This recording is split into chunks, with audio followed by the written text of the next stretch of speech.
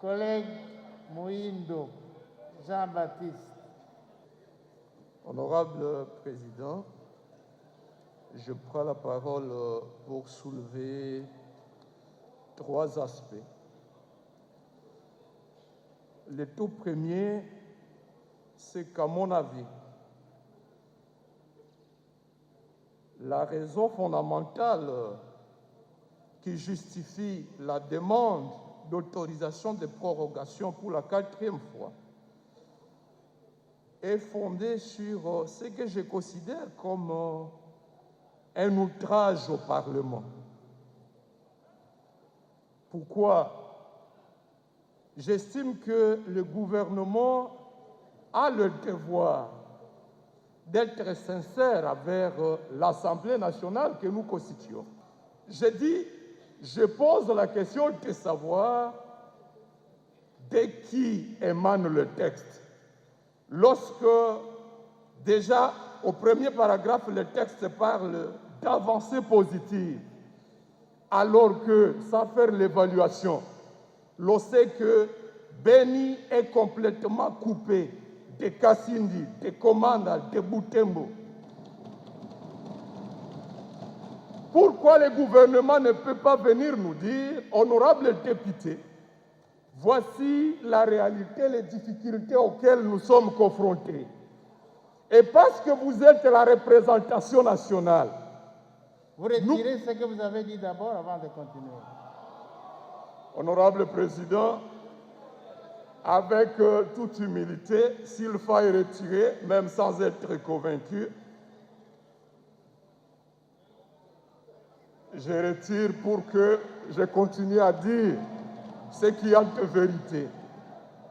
Je voudrais dire ceci, que le tout premier paragraphe devrait refléter la sincérité, parce que, en parlant des avancées positives qui justifient une 4e prorogation, c'est une insulte à ces populations de Massissi. Les seules avancées positives qu'il y a, c'est à terme de tracasseries dans les perceptions des taxes de Bunia à Massissi. Les seules avancées positives, c'est que jusqu'à ce jour, il n'y a pas d'opération militaire. Les seules avancées positives, c'est que les égorgeurs ont élargi leur rayon d'action. Et pour cela, à mon avis, le texte devrait faire l'objet de l'examen de notre commission d'évaluation sans complaisance. Honorable Président, vous l'aviez déjà promis. De la même manière que nous avions constitué une commission d'évaluation de l'état d'urgence lors de la riposte contre la Covid. Aujourd'hui, il est plus que temps qu'une commission d'évaluation de l'état de siège soit mise sur pied pour que cette commission nous aide à examiner pourquoi... Vous avez dépassé vos minutes. Je termine, honorable Président. Oui. Je disais que la commission pouvait examiner, étant donné les difficultés réelles, est-ce qu'il ne faille pas circonscrire l'état de siège au seul territoire de Beni et de Irumu et lever l'état de siège pour l'ensemble des entités? Parce que les opérations militaires nécessitent la collaboration de la population à travers les élus que nous sommes, y compris les élus provinciaux.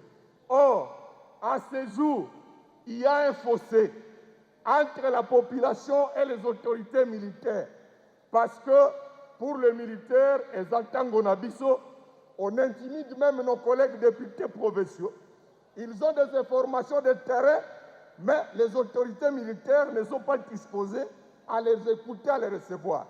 Conséquence, il y a coupure des renseignements, il y a coupure des collaborations, et la population se pose la question de savoir quels sont les motifs pour lesquels nous allons continuer à proroger.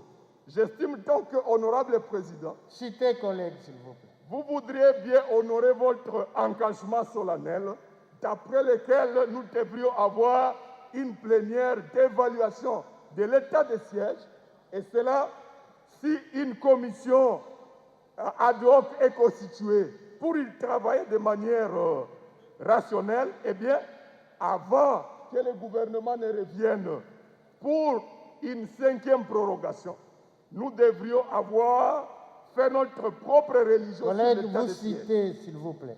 Honorable Vous n'avez Président, plus du temps. je vais citer par là avant de revenir sur l'examen du texte. Merci.